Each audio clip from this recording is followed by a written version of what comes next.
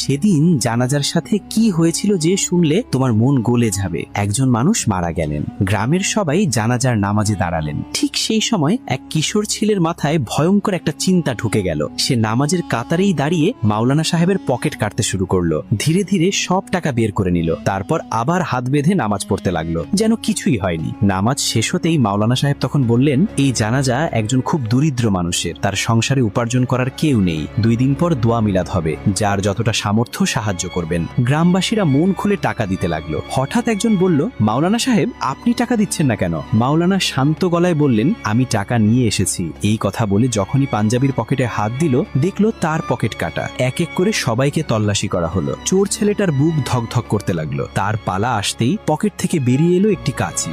সবাই বুঝে গেল আসল কাহিনী এবং চোরটি ধরা পড়ে গেল এবং তাকে শায়েস্তা করা হলো। লোকজন তখন বলল, জানাজার নামাজেও যার ভয় নেই তার